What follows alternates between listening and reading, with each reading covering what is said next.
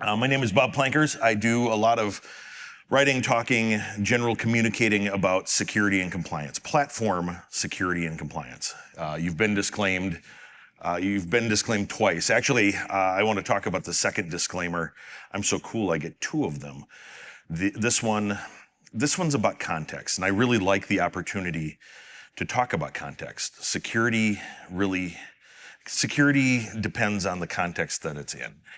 And so this one is our lawyers telling you that you should use your own judgment and maybe not listen to me completely. Maybe my ideas, the stuff that I'm going to say, the stuff that we put in our guidance, all that.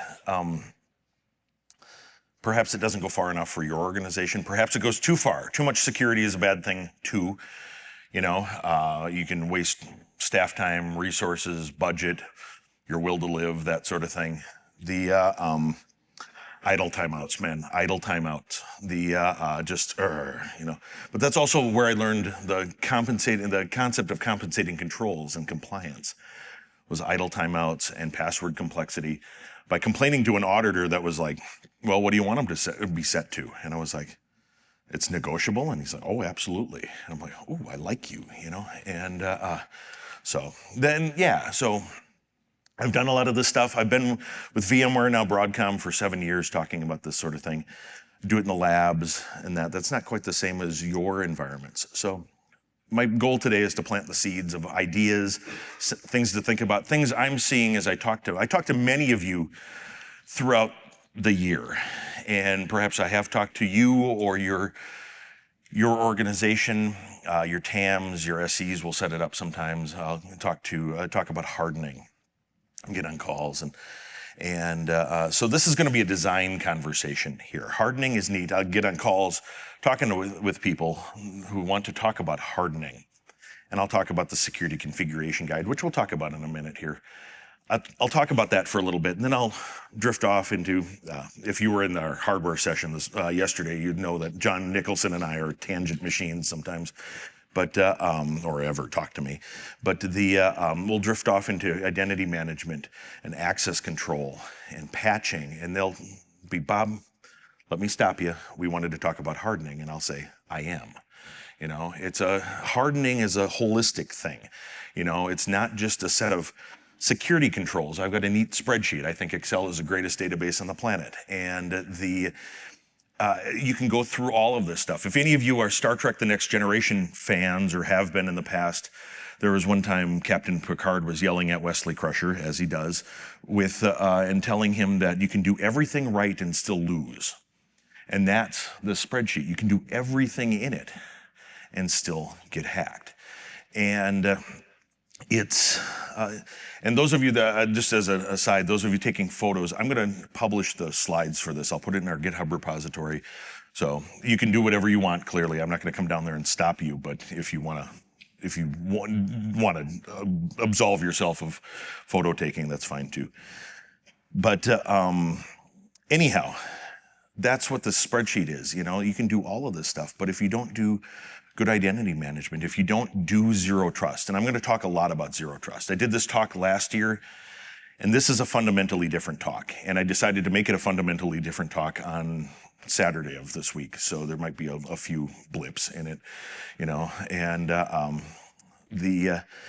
driving speaker services nuts. I've got a whole bag of candy for speaker services over here.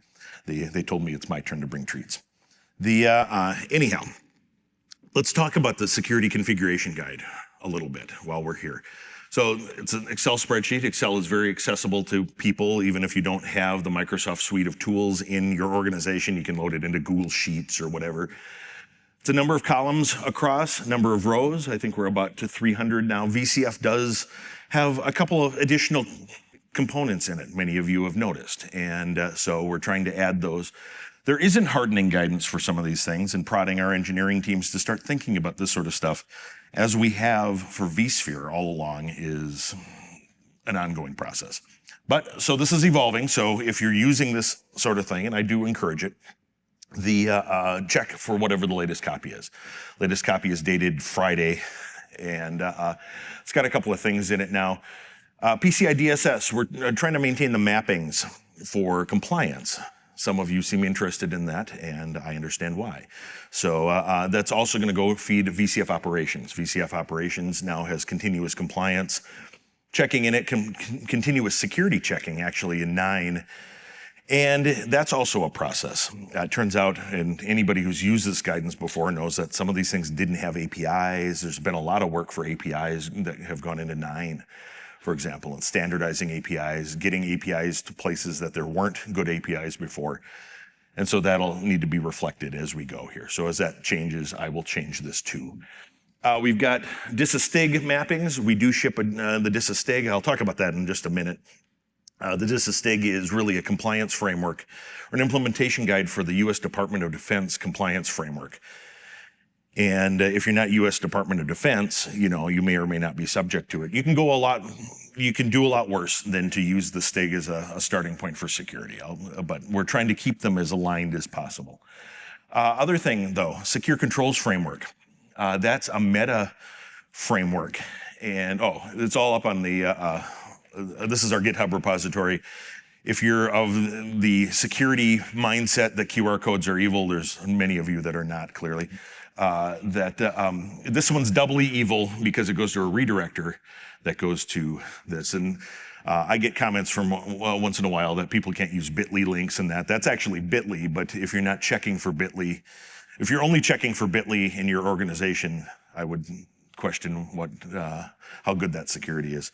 Anyhow, you can go to GitHub, our VMware repository. The real URL is, longer and down at the bottom there. So search for security and you'll find the STIGs and you'll find my stuff.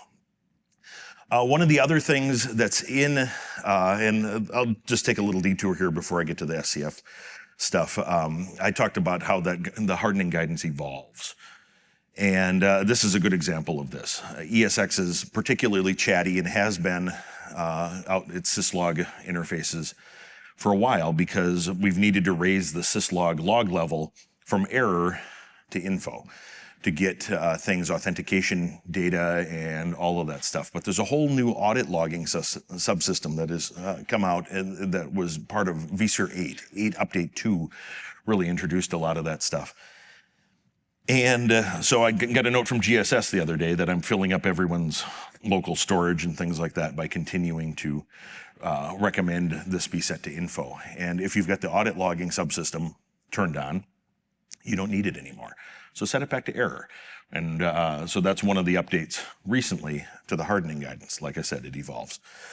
As far as the audit logging subsystem, a part of our EAL4 work, we're working on certifying ESX 8 for EAL4. And that's been quite the process. EAL4 is quite involved. And it's good. We also do NIAP.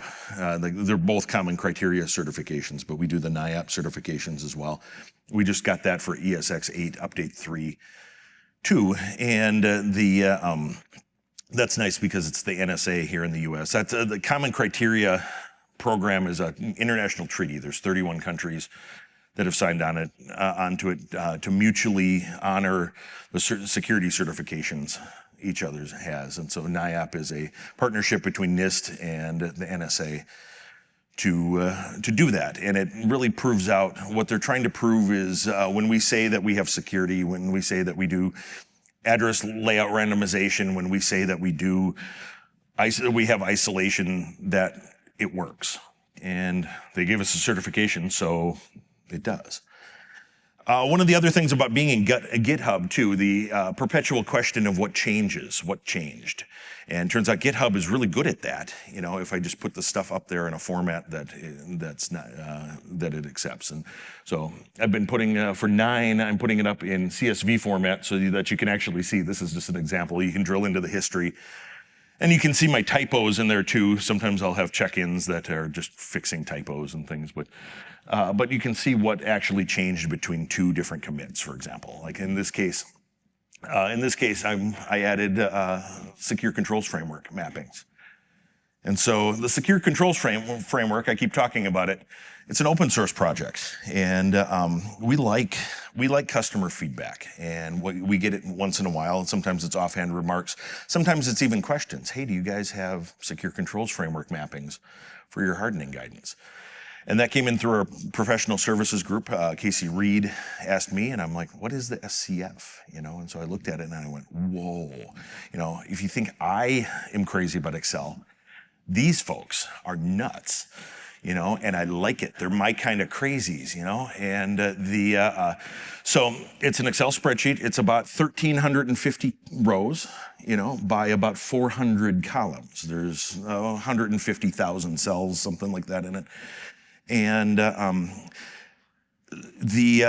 you get to learn to use, if you aren't familiar with Excel's XLOOKUP command to get data from different, basically it's a database, it's a join is what it is. And it becomes helpful in these situations, but it cross maps. Of those 400 columns, 254 of them are regulatory compliance standards, and so you can walk back and forth between them if you're so inclined to do so. For example, so this is the orange section of that. Basically, you can see PCI DSS, you can see NIST CSF, you can see all the NIST stuff. You get all kinds of international ones going this way. Europe is next, that sort of thing. DORA is the first one on that list. But then if we map to that, if I say that this hardening control meets IAC 10, you can walk into the other standards as well. And so this is an ongoing process. It's not perfect, but no compliance guidance is, no matter what vendor says that they're perfect. I say that I'm the king of the universe, but nobody believes me, and that's the attitude you should have for all of this stuff. So other things about the hardening guidance. I did adopt the VMware, the software industry's development priorities. P0 is stuff that doesn't have a secure default. Often now we're working on that. So moving forward, this is why you were disclaimed for future stuff. Moving forward, probably in the 9.2 timeframe, we're gonna go for hardening defaults.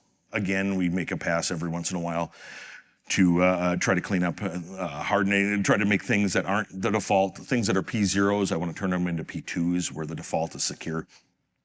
In the past, we've got a lot of stuff that backwards compatibility is a real concern of ours, allowing people to upgrade, and some of that is there and that. But P0s you should pay attention to right away.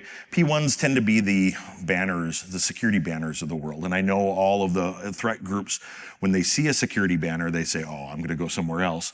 But joke, of course. But actually, it's good for, if you do catch one of these people, once in a while you catch one. And there's actually a book that I'm in it, I'm not named. I was reading it one Christmas time. My mother-in-law gives me books for Christmas. She doesn't know what else to get me.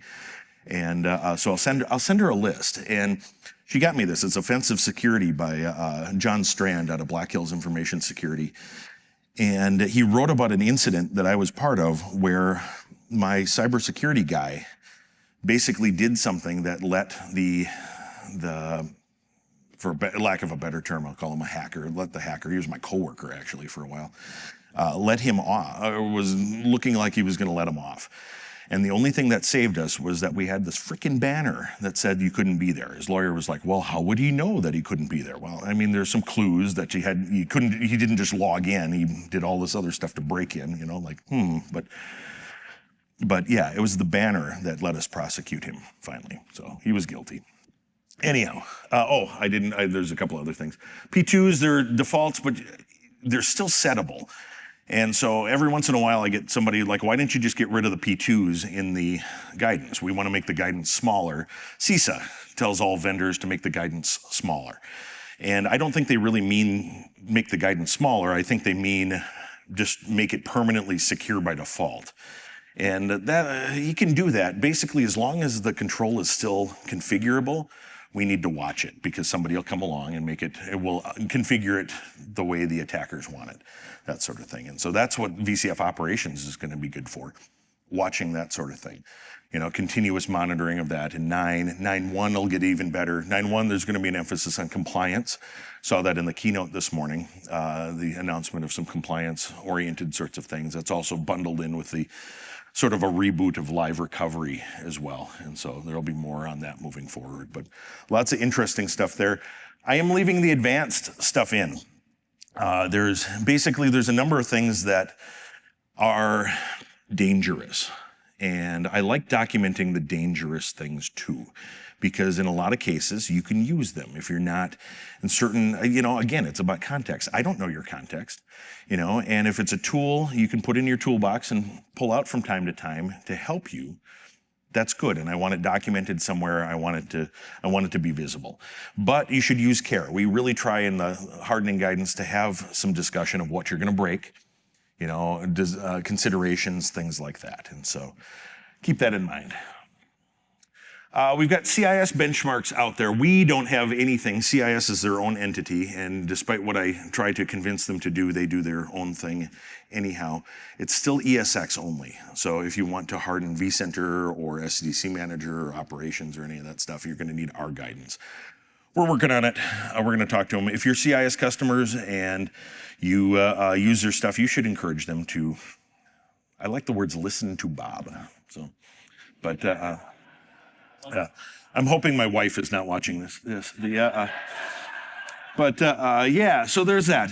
CIS, a great organization, but I don't know. It might just be DISA's got the same problem, and DISA STIGs are the other one I wanted to talk about. DISA's got the same problem. VCF is too big, Bob. And so we've always had a vSphere STIG, and you're not really a DISA STIG unless you can be downloaded from public.cyber.mil, for example. Anybody else is just poser STIG. Or DISA STIG at least. I guess you can call whatever you want STIG, just as I call myself the king of the universe. But the VCF has never had a proper STIG because it's been too large to evaluate. DISA and our STIG guys are working it out, and really want to publish that sort of stuff. But anything that we submit to DISA, we still submit to DISA. A STIG, so all vendors, STIGs are developed by the vendor themselves. DISA doesn't do it themselves. We submit something to them, they evaluate it, and then it becomes a conversation, and if they're happy with it, they publish it. And so we still submit something like that to them, and we publish it as a STIG readiness guide as well, and so that you can use it even despite whatever the actual publication status is. We'll always have the readiness guides in that published too. So I was talking about operations. Operations is really the direction moving forward. Paul Turner this morning was talking about the idea, well, maybe it was Paul, maybe it was Chris, I don't know, blurs together, the idea that the promise of VCF was always that it would be one thing, and be a unified interface. And obviously in the past that hasn't always been the case. There's been seams there. They say don't ship the org structure, but we didn't get that memo, that sort of thing. And so, but we're not, so moving forward, it's being unified. 9 is a real big step towards that, and that's really nice in that regard. And operations, we can work on that. We can bring everything under one roof, and have I really am trying not to say single pane of glass. And because single panes of glass in my past, in fact, I've got a friend that calls them the single glass of pain. They're friction, and you've got, so there's a design principle for systems around loose coupling. The idea you've got all this, anytime you have something tightly coupled to another thing, they both have to move in lockstep. And so you find out you want to upgrade from 7 to 8 or 8 to 9 or whatever, and you find out that your backup system, all the stuff that's tightly coupled also has to follow you or precede you. And this is how organizations find themselves running vSphere 5.5 still. It becomes this drag that you never get past. And it's not that people wake up in the morning and decide, to heck with it, I'm not going to patch. It's all of this friction that accumulates and drags you down. And so, we really try to avoid, with VCF, trying to avoid that, at least the tight coupling is controlled by us, and it becomes one thing that gets shipped. And so that's nice. In practice, there's edges and spots yet, but 9.1, there's a lot of cool stuff in 9.1 too in that regard. So I said this is a design talk. Fundamentally, I'm pretty much done talking about the hardening guidance at this point, and I want to talk about some other things. I love this quote. This particular author is apparently very quotable. He's the author of The Little Prince. And Mark Twain had a quote like this, "I'm sorry that I wrote you a long letter. I didn't have time to write you a short one." You know, and as techs, we just instinctively seem to want to prove our smartness by building really complicated things. And then to complain about them later, you know, oh, this is really complicated, you know, all this stuff, you know. The trick is to build it simply and have a simple environment and to drive complexity out, you know, and that's the real flex when it comes down to it. And so I encourage you to think about that as we move forward, and think about that in your system designs, because it also plays into things like zero trust. So when you design a system, you want to harden a system. It helps to know something about the thing you're hardening it against, you know. And there's a lot of different types of threats, but the two biggest ones, 3 on here, but number 2 and number 3 are kind of variations on a theme. 2 biggest ones. CISA actually has got a nice analysis of last year's threats that they saw. I went through that in the talk last year. I'm not going to do it here. You can look it up. It's just a PDF. But it boils down to 40% of breaches, at least in virtual infrastructure, were just straight up vulnerabilities. Attack groups using vulnerabilities because they weren't patched, you know. And the way to drive a vulnerability out is to patch, right? You know, and so we'll talk about that some more. The other ways are identity providers. Stolen credentials, straight up. Yeah, somebody logs in as you and impersonates you, and does it from your desktop. Something's wrong with your desktop. We're all human. We all, as much as we don't want to admit it, we will click on dumb things at times. I have in the past, and I will do it again. You know, and that leads to problems sometimes, and having layers of defense. This is kind of like my comment about the QR codes. You know, if all that stands between you and doom is the scanning of a QR code, you're probably going to end up on the doom side of things, you know, like you need more than that. But patching, so let's talk about patching. Patching is really a human problem. It's an organizational problem. Things change in patching, and changes are bad. We shouldn't change things, but unfortunately, you've got to, you know, and patching is a surprise. The number one complaint about our patching, our security vulnerabilities really, is that they're a surprise, you know, and I ask people, how can we make it better? Well, do it like Microsoft does. And I said, well, have 100 CVEs a month, you know, and well, they don't want that either, you know, and so, you know, but they've got so many of them that it's become predictable, and the predictability is what people are after. And unfortunately, with security vulnerabilities, we can't do that necessarily. We practice a methodology called coordinated disclosure. It used to be called responsible disclosure, but yeah, sometimes people aren't responsible. It's now coordinated. Where somebody will report something to us. And they'll put a clock on it. It's generally 90 days or 120 days before the security researcher's just going to publish it. We can negotiate that sometimes. Most security researchers do so in good faith, and we really try to act in good faith there, be communicative with them. We put them under an NDA, and we can tell them where we're at with it, that sort of thing. We really try to get it to line up with another patch anyhow. We've got a nice blog post now with VCF. VCF 9 is an opportunity to change how we version things, how we do release cycles, and to have more rigor around that. And I'll talk a little bit more about that tomorrow in the What's New in vSphere session. But the gist of it is, so 1, update releases aren't going to be update releases anymore. It's update 1, 9, update 1 will be 9.1. 9 update 2 will be 9.2, that sort of thing. And 9.2.0 will be the update 2 equivalent release. 9.2.1 will be a VCF whole patch.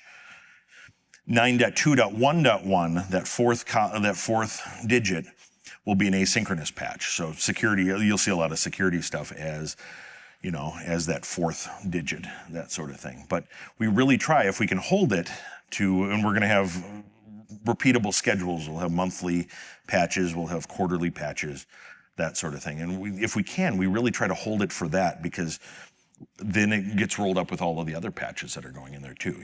Security is not just confidentiality. It's a CIA triad: confidentiality, integrity, and availability. And confidentiality, we think of that, keeping data out of the hands of bad people, as security. But integrity is really important too. Availability, what's the point of these systems if they're not available when we need them? And those quarterly patches also have all of those things in them too. And not that we ever have bugs, but should we have bugs, we would like to ship them with. I'm a sarcastic person too. We'd like to ship them all together, test them all together. Testing is really important, and do that. So that's other things that we've done to make life easier for patching. Multi-vendor cluster images. There's been a lot of feedback around Lifecycle Manager. And Lifecycle Manager is the way forward now. Update Manager is gone in 9. And so multi-vendor cluster images, basically, it doesn't have to be multi-vendor, but multi-configuration. I should actually change this. Multi-configuration images. You can have up to 4 images in a cluster. So if you've got different types of hardware, if you've got different configurations that you want, you can do that and still be supported. HA, we used to recommend that HA be shut off during patching because you get into election loops and things like that. And that was because the VIBs were shipped separately. They would be reinstalled afterwards. And that's all, as part of being one unified VCF, we can bring NSX. NSX is just disappearing into the fabric of vCenter, into the fabric of ESX. And you see that there's VPCs now. You can configure, we saw that in the keynote this morning, the VPCs, the virtual private clouds. I'm not sure I like that name, but virtual private cloud networking, we'll call it, that you can configure right from vCenter itself. And so that's nice, and that's all together. vGPUs, one of the biggest things is we can tell AI data scientists and AI researchers and AI workload people that they're very special. Their mother was right, absolutely. But from the perspective of infrastructure, we don't want anything to be special. When you need to patch the infrastructure, you want to move these things around. You don't want to have one-off conversations with 1,000 app admins, that sort of thing. And so the ability to vMotion a GPU-enabled workload in a short amount of time, and it used to be minutes. It's now, the stat I saw was 0.8 seconds for typical, I work in marketing, so we can screw with the definition of typical. But, seconds, you get it, So marketing people always round up except where we need it to be lower, and then we round down, But there's clearly 40,000 people at this conference from the marketing perspective.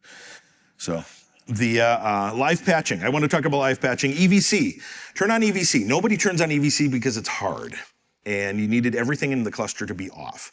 And so nobody does it, But between CPU manufacturers making our lives difficult with all kinds of proliferation of CPU cores and instruction sets, and just that it's hard, we've got a custom EVC thing now where it'll just do whatever, it'll just make an EVC profile out of whatever CPU you've got, and whatever started in that cluster is going to be using that, so you can apply it right there, and so that's helpful. But live patch is, I've been answering a lot of questions about live patching. The idea that you don't have to evacuate ESX sometimes, and I say sometimes, again, marketing, you never have to patch again. Let's watch it.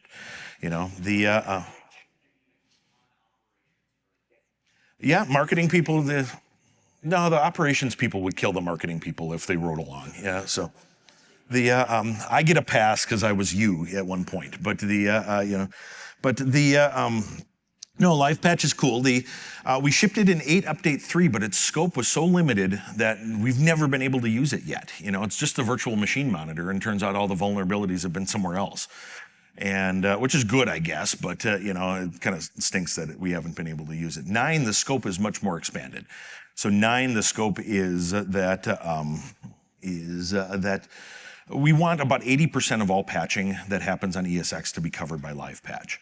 And that's the vision for it. Whether that actually makes it into reality or not, we'll see. But But the scope is a lot larger. We can patch services, we can do all this stuff, and we're doing this for vCenter too. So 9.1 and 9.2 will have a lot more stuff there. Where, why reboot the whole vCenter appliance when we just changed out OpenSSH, for example? And so you can't do it for everything. Update releases change too many things.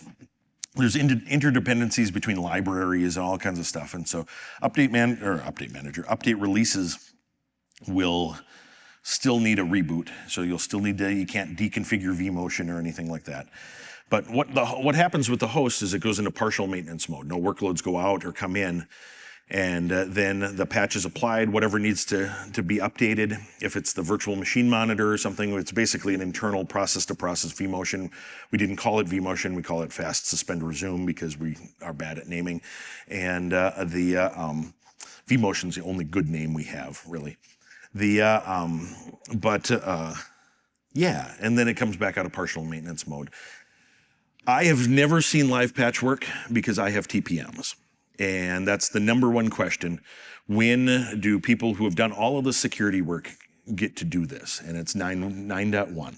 So I was just walking over here with the PM in charge of that stuff, and it is definitely 9.1. So the trick there, so TPMs enable a lot of system security, system integrity protections. And what we're doing, we're trying to replace parts of the operating system like an attacker might do.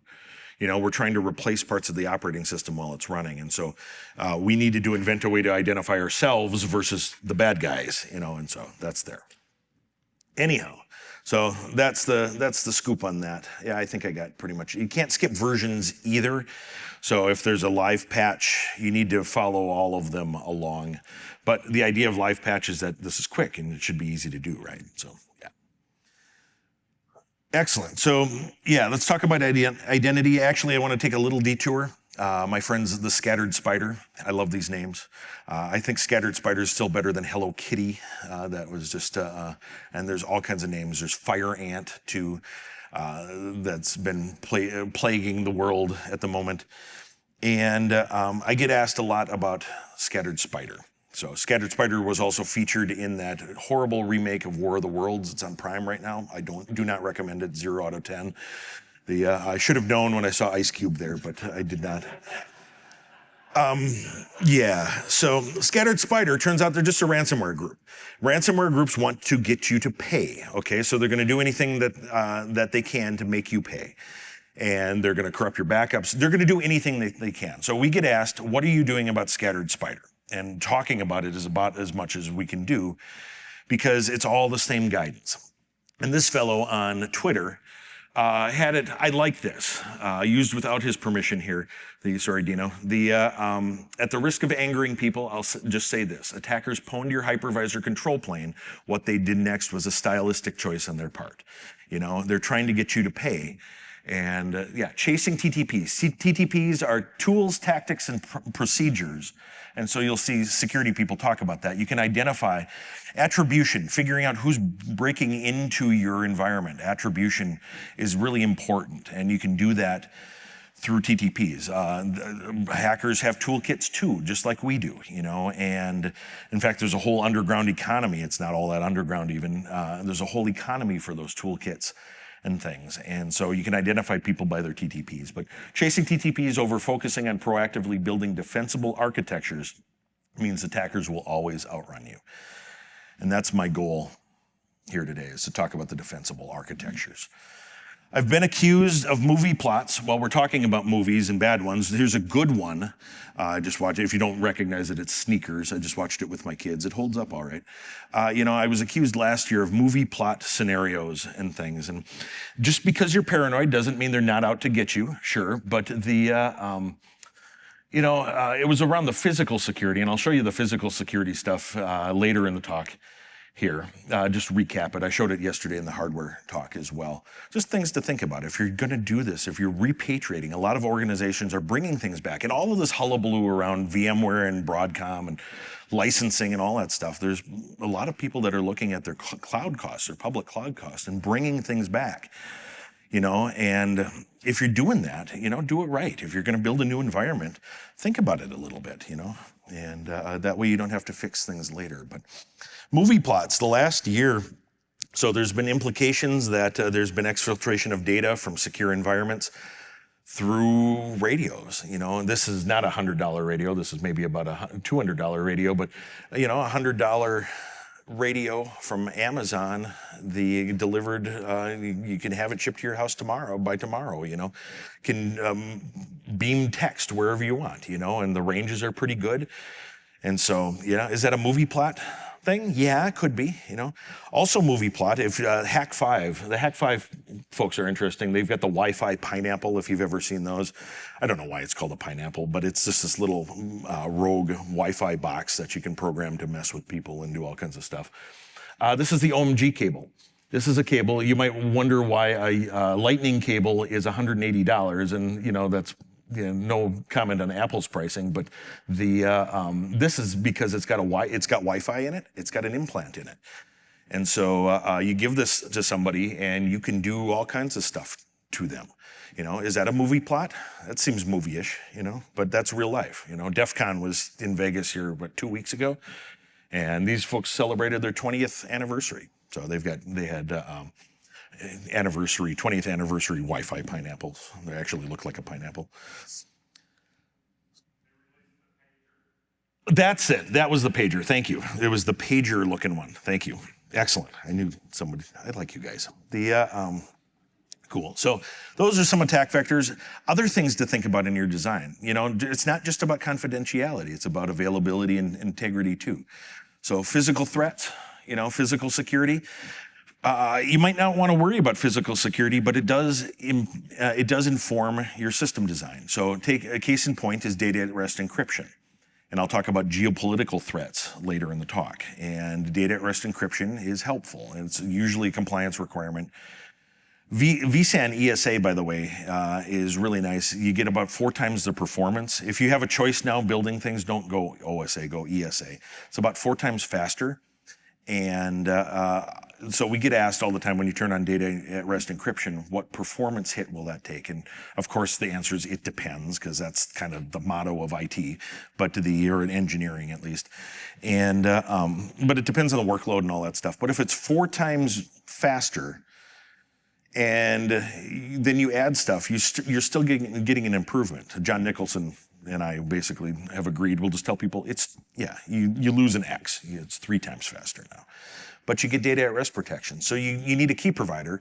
There's 2 main types of key providers. There's the native key provider, all built into the infrastructure. You can turn it on and get going right away with it. It's production grade, lots of big places. You'd be surprised, we probably wouldn't, knowing who's in this room, who's using it, and it's great.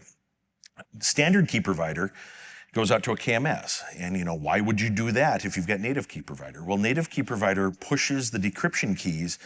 There's a potential on on like a vSAN volume that's got data at rest encryption enabled. You're going to put vCenter on there. There's a potential for a dependency loop, and those are bad, clearly. So to prevent that, we give the hosts the native key provider the material to decrypt everything, and that's stored on the host. If you've got a TPM, it's protected by the encryption that's protected by the TPM. We only store one thing in the TPM on a host, and that's one encryption key for the encrypted configuration. All the rest of it goes into the encrypted configuration. TPMs are really small. They're 1 megabyte in size. We can't cram that much stuff into them. So we only have one thing, and plus we're a virtualization company. Everything can be solved with a layer of abstraction, right? So so encrypted configuration, if you don't have TPMs or you don't have them turned on, that encrypted key, all those keys, you still have encrypted configuration, but the key is written to a file that sits right next to the encrypted configuration. So no worse than it's ever been, but turn on your TPMs. That also really helps with lifecycle. At the end of your server's life, if you wipe the TPM, then you get rid of that key and you can be reasonably assured that it's unrecoverable. Anyhow, tangents. The native key provider, if somebody steals your host, they can take it back and put it in their lab, and it will boot up and unlock vSAN, all that stuff. So you need physical security. You got to prevent somebody from stealing your host, right? Well, if you don't have physical security or you're worried about it, a KMS is a nice choice, because you can put you can put network controls on it. You probably don't let the whole world talk to your KMS. Good, and so if you lose control of a site or something like that, then you've got some options there. So great for branch offices, remote offices, that sort of thing. Natural disasters, they happen. Hurricanes, you can see those coming. Some of them you can't, tornadoes, that sort of stuff. And so being able to protect yourself against whatever, VCF is really good at that. It's got a lot of good options. And unique threats. There's an organization that I talked to a long time ago that has big chemical tanks out back, and they actually, the unique threats that they face, they always figured that they would be dead if something happened there. And so they actually write all their instructions as if they're not alive, their recovery instructions. And that's grim, sure, but actually they got really great instructions, to be honest. So other things to think about, RPO and RTO, organizations that have never thought about recovery point objective. So you've got recovery point objective. How much data are you willing to lose? If your primary site dies right now, how much data are you willing to lose? And recovery time objective, how long are you willing to take to get your services restored? And organizations that have never thought about this answer it always, they're unwilling to lose any data, zero data, Bob. And we need to be able to start instantly. And okay, that's great. I will need $1 trillion to implement this. Yeah, and something that bends space-time, and they go, what? And now we can have a conversation, And if they can get their RPO to be a minute, if they're okay with a minute, then VCF has got that just natively. I mean, vSphere replication can do that, no problem. I mean, they need a pipe big enough to do that, but, no problem there, And so let's do that to start. Okay, good idea, And RTO, especially with things like live recovery, where you can, and SRM, all of the stuff, NA, SRM, its maiden name, you can script it, you can set it up, run books, all that sort of stuff. So it goes into your design. How do you be resilient? Resilience is the goal. Access requirements, who are you letting in? A lot of organizations just let everyone touch. If they want to reach out and touch vCenter. It's a really bad idea. Those organizations find out what ransomware looks like.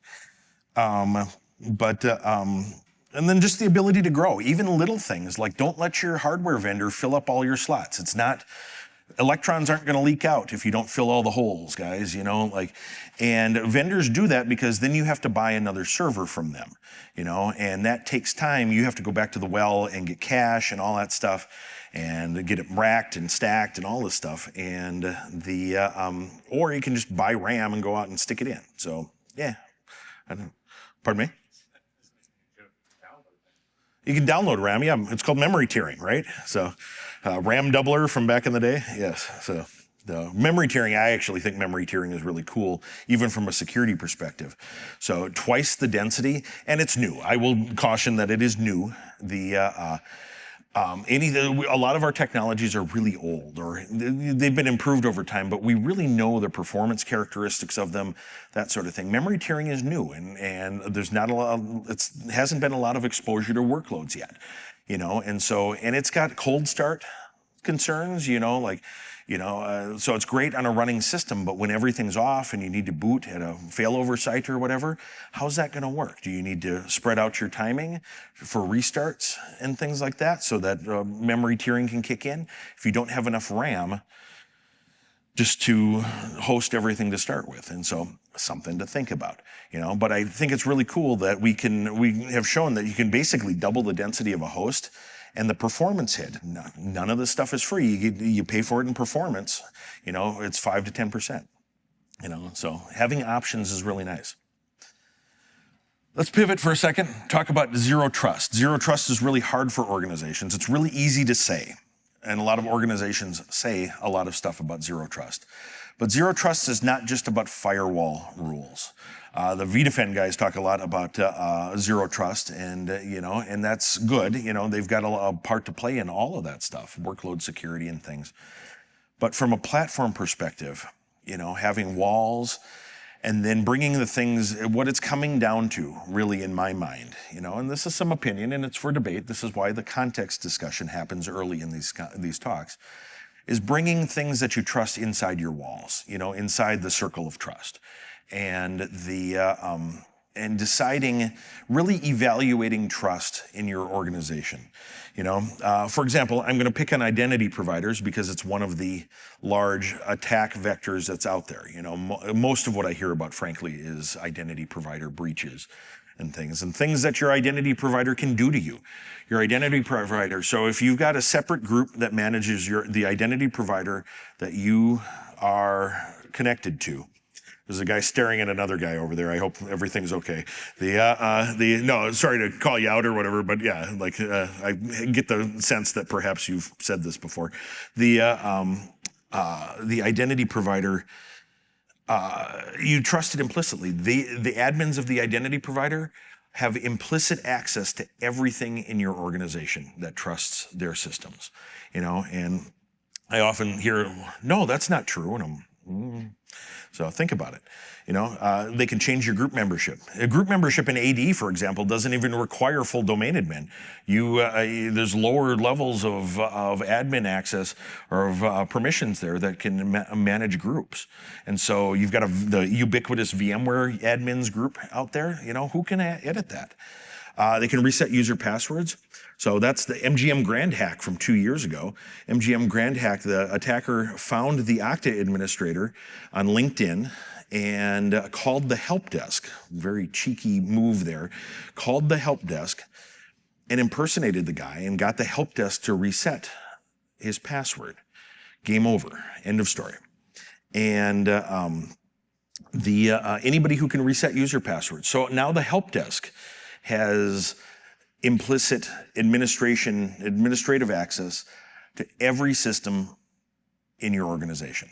Do you want that? Is that good for your infrastructure? Maybe you want that in general for desktops, but maybe you need something different for infrastructure. How do you do that? They can disable MFA, they can do all kinds of stuff. Covering their tracks, there's really easy ways. If you're not watching very closely, there's easy ways to cover the tracks. Even, especially insider threats that might know how you're logging. You can block the logs with a firewall rule. Syslog is largely UDP still. UDP traffic is stateless. You just throw it out there and hope somebody catches it. And you can block that. You can deconfigure logging briefly. There's all kinds of ways to. One of my other goals here is to make you paranoid. So I hope that's, So what do you do about it? Well, VCF admins, you've got these, for IDPs, you've got these two sets. In a lot of organizations, you've got two discrete sets of admins. And, can we bring that circle of trust together? And a lot of IDP admins really get this is the point in talking to organizations where I get well, that's not how we do things around here, Bob, and that's great. That's also why you have ransomware. The reason we're talking is because this wasn't working for you and now you're fighting me. So you do your own thing, whatever, but infrastructure is different.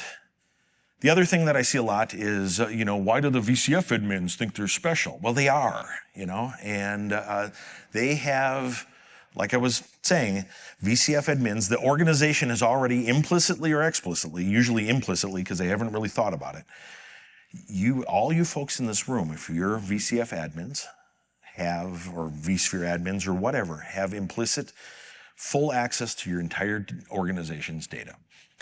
Now, if you're just realizing this, I don't want to have created an evil genius or anything like that. Please use some ethics and things. But yeah, actually, this was going to be the joke. I said this is a new presentation, so my jokes aren't quite lined up yet. But there's actually, CISA's got, I've been talking about CISA a lot here and there. They've got some really nice resources on insider threats. IT can learn a lot from banks and the financial side of banks. I'm sure there's some bank IT people in this room, but the protections, the insider threat protections on the finance side, the money handling side, things like that, we can learn some things too, vacations, locking people out, all kinds of things. So I won't go into that, but I will trot out my ubiquitous identity best practices here. This is similar to last year, but it's got a whole second page now after a year of talking to people about this stuff. Lucky us. So isolate from corporate IDPs. I'll stop at the end. There's 9 things I think on this page. I'll stop at the end so people can take pictures if they want. Again, I'll publish the slides. out there. But this is not a hill to die on. Number 2 here, if you can separate your authentication and your authorization, so authentication, I am Bob, authorization is Bob gets to do admin things. If you can separate those in 2 different systems, that's helpful because now attackers have more to do. And the chances, you really want to force an attacker to become visible in some way, not just creep around, but to generate a log entry, piss off VCF operations so that it throws an alarm, whatever. That's the goal. You want to make it sticky. Some organizations actually do some offensive things, like actually just actively mess with them. We'll talk about honeypots in a minute here too, and which are really interesting to me. But if you can, again, like I said, not a hill you should die on, but if you can do it, do it. A lot of admin teams are pretty static, like not a lot of people coming and going, and so that lends itself there. Third on the list is use the VIDB, the identity broker. So we built the identity broker from VIDM into vCenter in 8, and it's still there in 9. It's now the embedded version of this. In fact, yeah, I got a slide on this. You can use it embedded for vSphere and just in vCenter, even for VCF too. It'll use that one, or you can deploy it VIDM-like, except it's not IDM. We're trying to get out of the business of being an identity provider, because we're not keeping up with that. We've got great other solutions. There's all the cloud solutions out there. Semantic VIP, if you're looking for a local one that does all this stuff, Semantic VIP does it. They didn't even obligate me to say that. I actually think it's worth looking at if you need one. Build it into your quotes, And but we can also do SAML. We brought SAML back, generic SAML, generic OIDC. So William Lamb's been getting a lot of airtime lately. I shouldn't mention him. I'm bitter about it. But not really. He's cool. But he's been blogging a lot about different identity providers. There's some open source ones, and they don't have to be big and complicated. Big and complicated doesn't serve us well. Redundant, available, yes, but you can do that in a more limited scope, and you can bring that inside the castle walls. Inside your.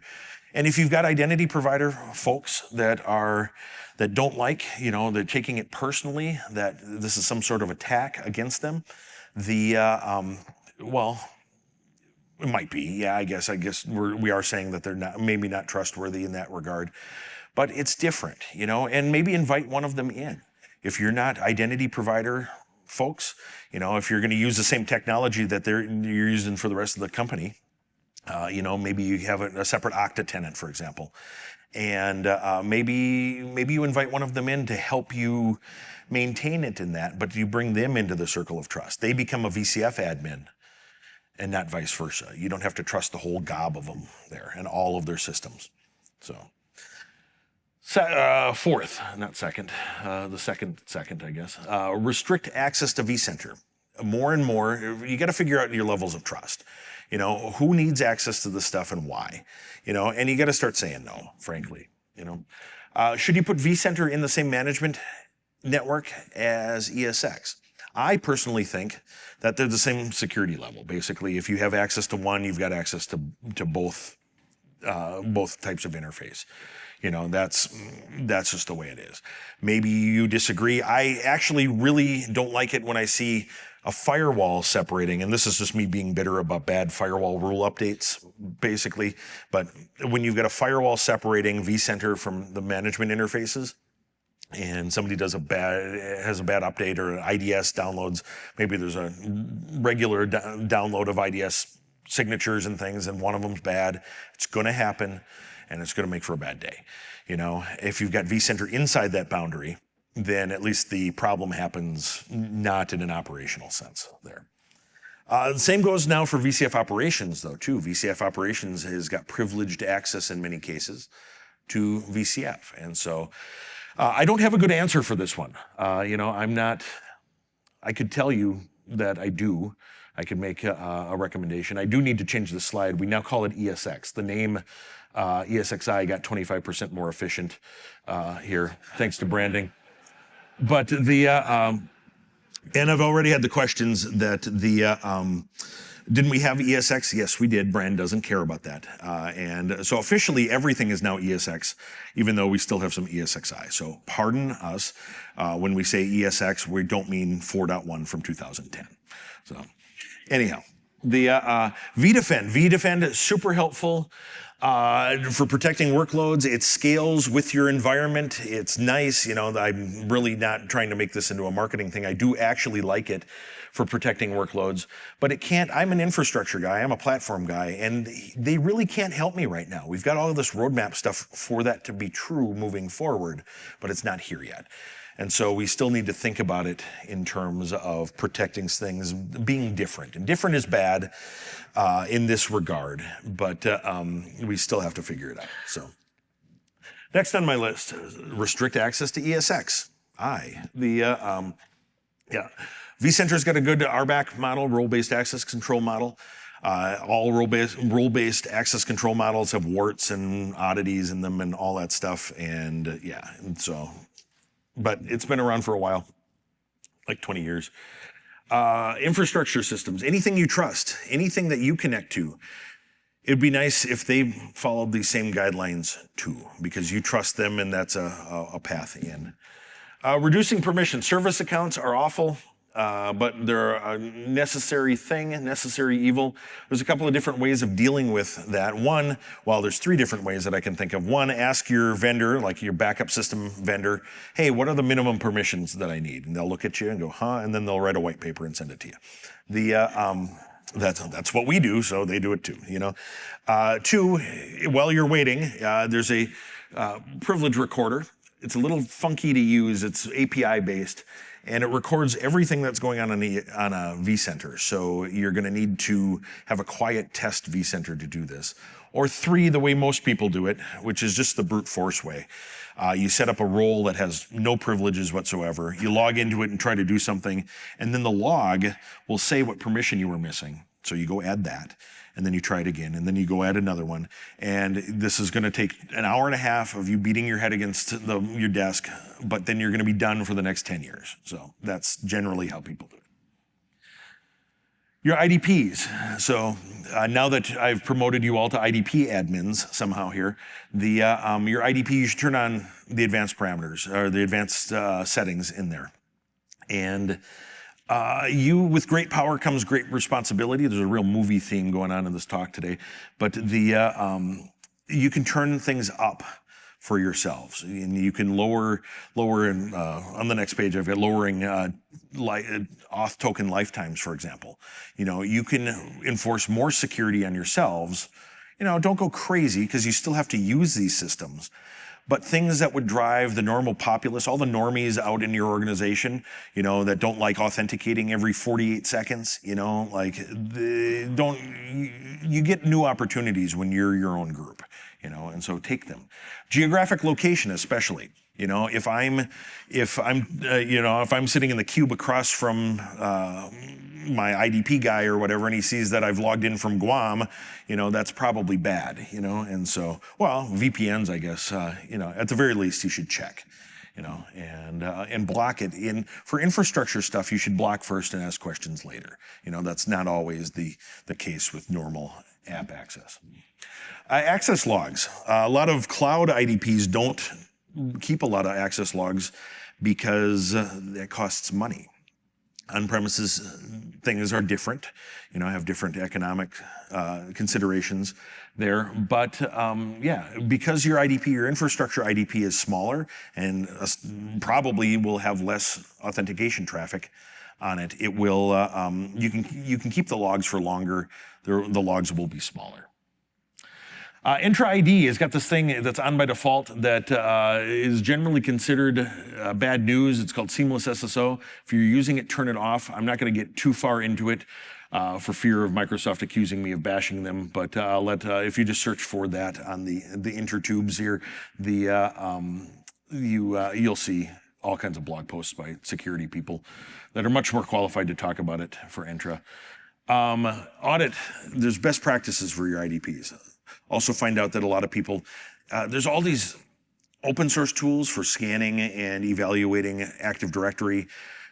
There's a guy on Twitter, he goes by the handle TechSpence or whatever. He's been doing, he's got like a 98-part series on securing, which sounds like hell anyhow, but he's got all kinds of different ones in there about tools that you can use to scan your environment, look for permission leaks and weird permissions and things like that. but it's probably not 98 things, but maybe I just took that wrong.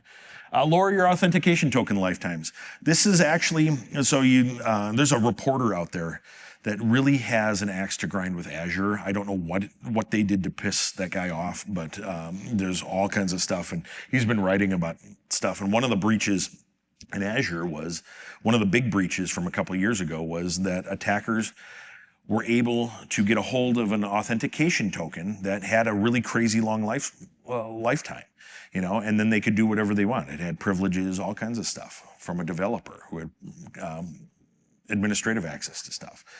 And, and that gets me worried, so lower your authentication token lifetimes to something, again, don't drive yourselves nuts. You still have to use these things too, but lower them to something under a year or whatever, maybe a day, maybe half a day, 4 hours, 15 minutes.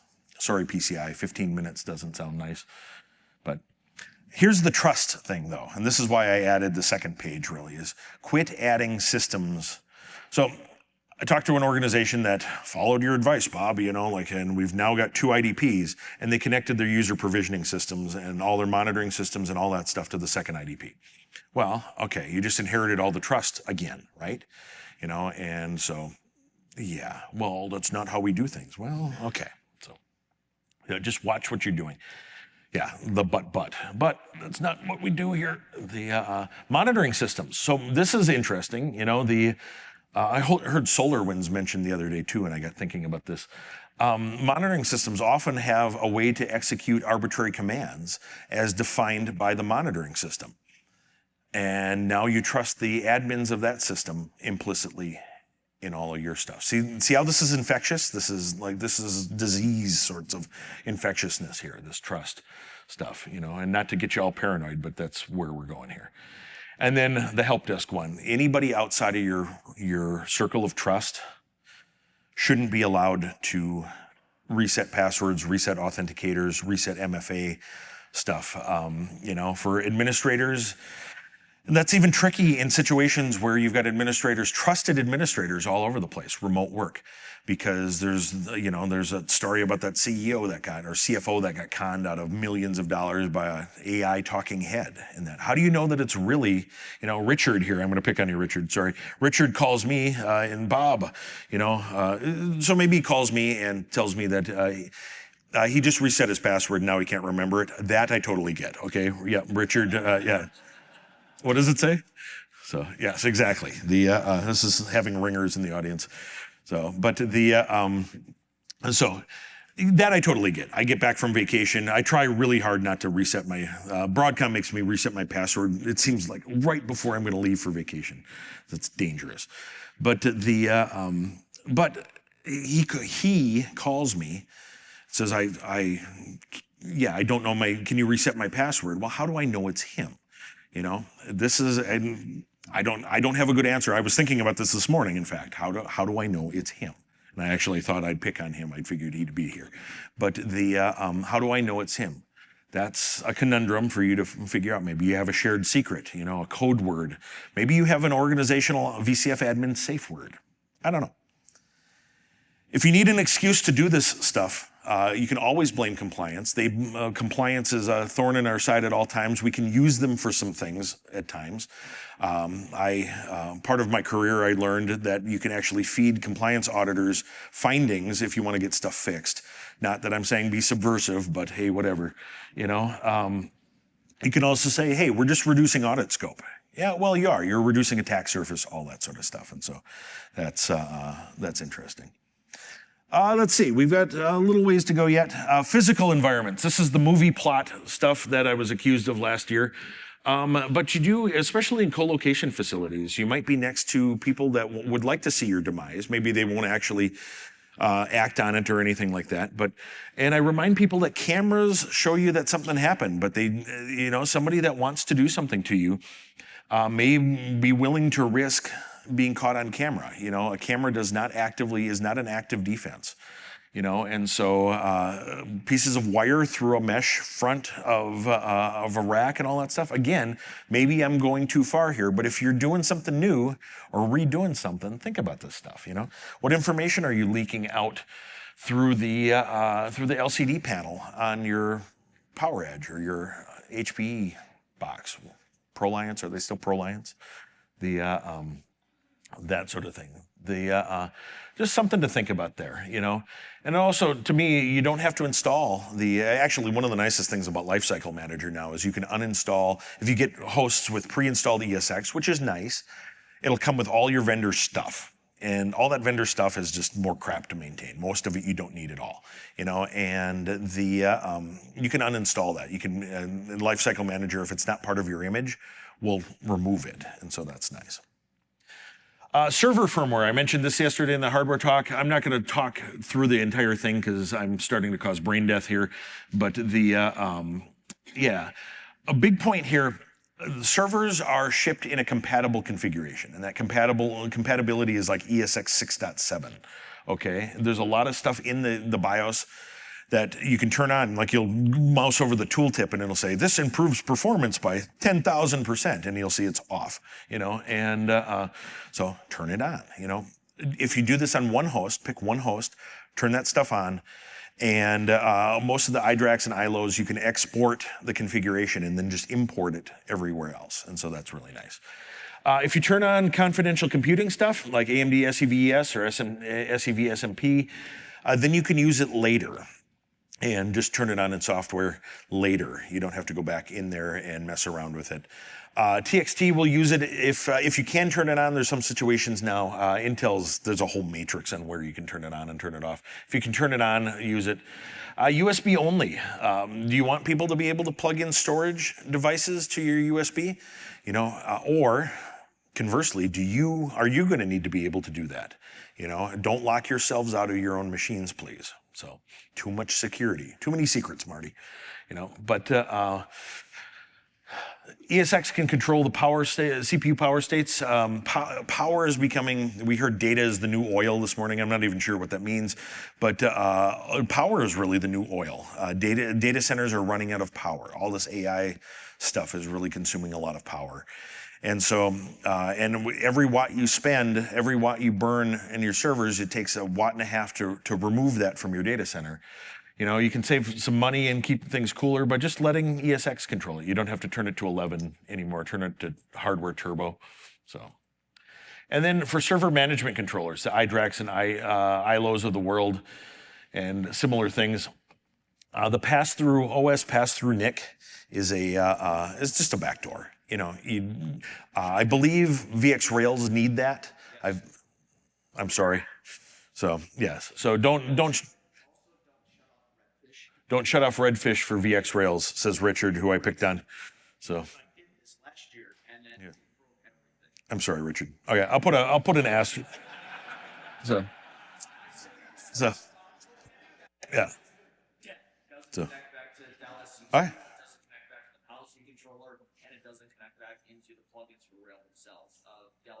It's very quiet there and very peaceful on that server. Yes, okay. So works fine when it's on. Okay, so well, again, good information, important safety tip. Thank you, Egon. Yeah, tell them about the Twinkie, you know. But yeah, these things are little computers. You know, they're little computers on your big computers, and they need to be treated as such. The Intel Management Engine is a Xenix Unix box in your desktop. You know, like, and it's a great place for attackers to establish what we call established persistence. You know, they can infect it, and then no matter what you do, in fact, HPE a few years back had a real problem with this, and they actually did a whole lot of good work to make their stuff secure and verifiable and attested in that, and they've got a whole white paper on it. It's nice. You know, I actually have always been a Dell customer, really, but the HPE stuff is really interesting. They've got even security verifications if you're buying new servers and things. I like it, but yeah, you don't want people in these. You don't want the bad guys in these areas here. Front panels, we've talked about that just fine. First boot, so. There's often first boot things where it's no first boot, which I think is the right answer. First boot only if something is in the default configuration, or force for first boot. And the default configuration one is dangerous because Sometimes, I think if you hold down the I button on the front of of a Dell PowerEdge, it'll reset your iDRAC in some cases. There are ways to do this. And now you've got somebody that if you feed a piece of wire through there, again, I'm getting into movie plot stuff, but just thinking through it, the paranoia a little bit, thinking through it, you don't want an opportunity. You don't want to give people an opportunity that they can take. So if you're done with first boot, shut it off. RFC, the NFC and Bluetooth bezels, how many times are you going to configure that host? If it's a lot, maybe that's helpful. But otherwise it's broadcasting, especially in a colo where you've got neighbors and all that stuff. Do you want them being able to wirelessly get through your racks and all that stuff? It's just kind of a nightmare. Don't do those. I'm sure there's a use case that I can be told that, that makes sense, but I haven't heard it yet. So they invented it for a reason, right? SD cards. So SD cards, another thing, you probably can't encrypt them. And so if you put SD cards, they can be very handy to upload ISOs and things like that, troubleshooting and whatnot. But it's just another thing to remember if you've got a server decommissioning checklist. Remember to unplug your shared storage, your fiber channel SAN before you wipe everything, please. Yeah, not that funny even. And yeah, I'm not bitter about it at all. But the SD cards, you're going to have to pull those out. Flash devices are unsanitizable because they've got, dumb ones like SD cards actually can be sanitized, but they often fail before you can get to that point. The smart ones, the drives and that, they've got wear leveling, they've got over provisioning because SSDs are consumable parts. Every time you write to them with a voltage that destroys them a little bit. And it's like a pair of shoes. You walk on them enough and you'll wear a hole in them, and that's exactly what happens to the media there.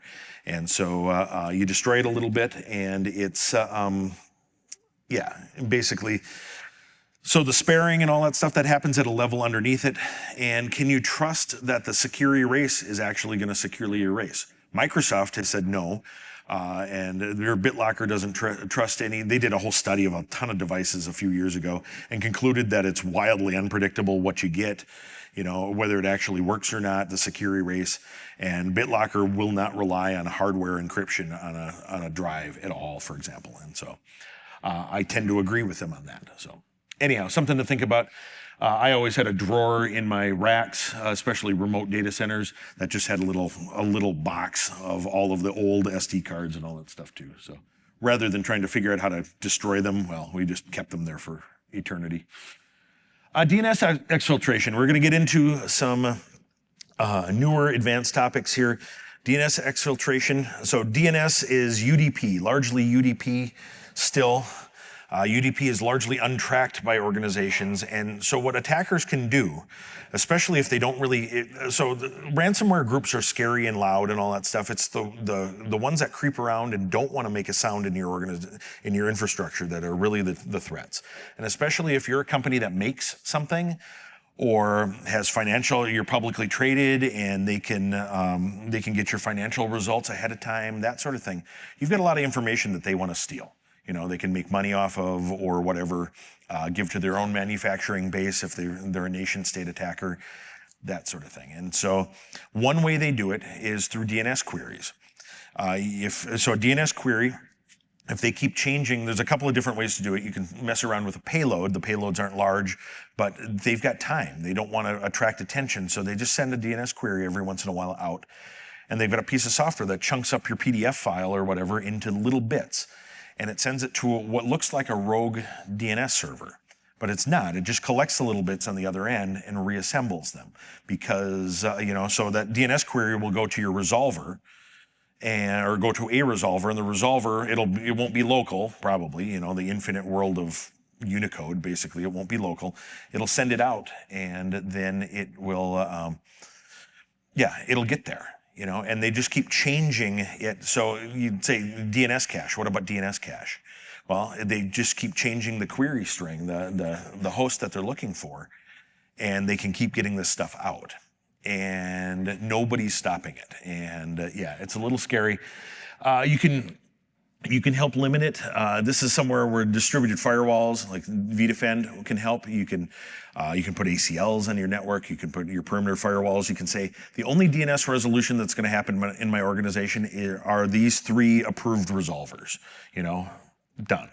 Okay, that doesn't stop it. Now those resolvers, but you've now prevented people from being able to go around the resolvers.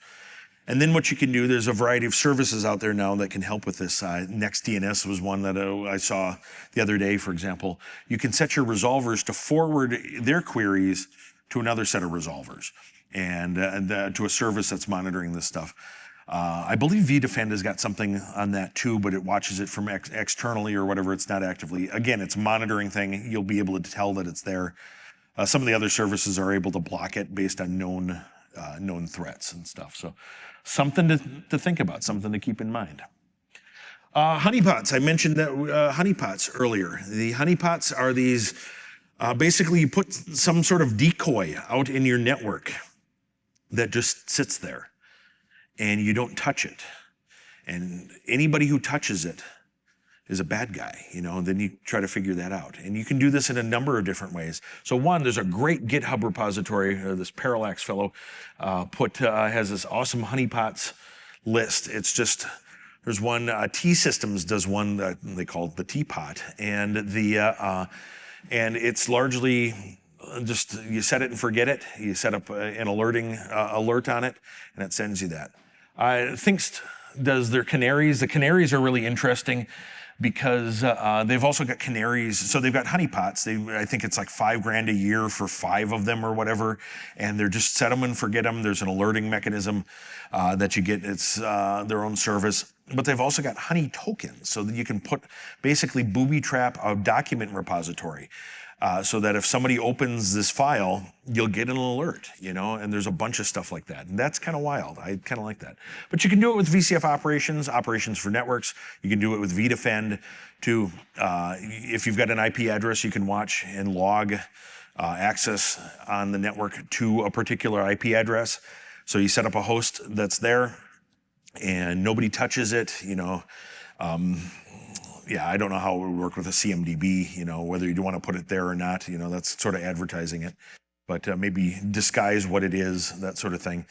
Or give it a name that they want, like I actually had a host named Heater back in the day. It was old and it emitted a ton of heat. And so I called it Heater. And I think I got attacked a lot. And I think people thought it was the HVAC system. So at any rate, yeah, give it an enticing name. What the heck, So at any rate, you can set up log rules there so that you get an alert if something tries to access that. And you're going to get stuff. You're going to get your GRC scanner people. Scanners are wild. Scanners are dumb things anyhow. But you're going to learn some of the common ones. And then when something like something outside of that list shows up, maybe you got trouble. Getting there, we got about 12 minutes left. I don't want to suck up all the time. Security people generally, I'll be around after here for a while to talk, for a little while to talk about questions and stuff if people want. But yeah, geopolitical issues. I mentioned some of this already. When all heck breaks loose in a place that you're not and you can't just go over there and get your servers and come back. We saw this a lot when the whole conflict in the Ukraine started. A lot of questions about how do I get my gear out of the Ukraine? And I'm like, I don't know. How do I wipe it remotely? Well, were you using encryption? No. Okay, somebody's going to have to go get it then. Well, how do we do that? That's not it. So yeah, figuring out how to wipe stuff remotely, wipe your TPMs remotely. Might be, if you've got remote stuff, might be worth figuring out, taking a little side project, to figure out how to do that, to make sure that you can do it. Have you tested it? If you think you can do that, have you tested it recently? Global KMS connectivity. So I was talking about native key provider and the standard key provider earlier. An interesting little twist in the last year or so since we've seen each other is I went to engineering once and I said, we do not have latency specifications for the standard key provider to a KMS. And Jesse Poole, wonderful engineer, our principal engineer, said, you're very observant, Bob. And I said, well, thank you. Are there, well, let me rephrase that, Jesse. You're a quintessential engineer. Are there limits? And no, there are not limits. The limits of a TCP timeout. You need to be able to reach it. But there are not, KMS transactions are low enough bandwidth and infrequent enough because those keys are actually held in memory on the hosts. So they don't have to go back to the source very often. And so you can put a KMS in one country where the laws and police response or whatever, and then have all your other data centers worldwide use that. Or if you've got boats, ships, whatever, maybe you've got a Starlink. I actually tried this from the woods of northern Wisconsin, with an ESX host across my Starlink Mini. Works great. So just something to put in your toolbox and think about. But if you want to centralize some of that access so that if your stuff does go missing, if Wisconsin does get invaded, I can, Canada comes down and says, we're tired of your stuff, and says, Bob, and takes all my stuff, I can shut off my KMS, and so sorry, Canadians, for calling you out there if there's people here, but yeah, you get the point though, right? So. Anyhow, I'm going to wrap it up here. Get the wrap-up box out like Dave Chappelle. Keep it simple. Please keep it simple. Complexity is your enemy. Complexity, just from a day-to-day perspective, is your enemy. But attackers can use it. This is where the public cloud falls down. Everything's really complicated, and there's gaps and cracks. Talk is cheap, especially around the zero trust stuff. When you look at a zero trust diagram, something labeled zero trust, and then it's got like all the trust in it, you should ask questions, lots of other components in it. Things should be getting simpler, not harder, and get serious about that too. These are serious threats. I joke a lot about movie threats and whatnot, but this has actively happened. Somebody in the VMware ecosystem, a customer of ours, has been, in the time it took to talk about all this stuff in the last 90 minutes, somebody has been breached using something I've talked about here, and so this is serious business, and we need to treat it as such. I also truly believe that everyone can lead from where you are. Like there's a lot of folks, well, I can't do that. Well, there's a lot of stuff you can do. How accurate is your asset inventory? How do you know you've patched everything if you don't know what you have? Do you know what else is on your network? Have you scanned your network recently? Well, that's somebody else's job. Well, maybe you do it too. Fire up a copy of Nmap, So there's lots of stuff you can do. The remote figuring out if the remote wipe works, set up a lab, do you have a good testing environment? That sort of thing. A lot of things can be solved, can be looked at, and you can build confidence in them in a lab. People ask me how something works. It's so much more powerful to actually look at it yourself. And so I definitely encourage that. At any rate, I am done. I'm sorry if you're all brain dead now, and this is a fire hose. This is kind of a fire hose of information. Like I said, I will publish the slides out. I'll put them out in the GitHub repository because that's what it's for, right? I'll put them on my blog too. I'm bob.plankers.com, conveniently enough. And my last blog post, I write so much for work now. My hobby became my job, so I don't do my hobby anymore, blogging. My last blog post was the slides from last year. So. At any rate, please take your survey. I like 5 stars, but if you've got constructive criticism or want me to talk about something else in the future, I really would appreciate that. Put it in there. I operate on feedback. That's actually why I like talking to folks like yourselves throughout the year, because I get to learn what you're worried about. So, at any rate, thank you very much. I appreciate you greatly. Thanks for coming out here, and yeah.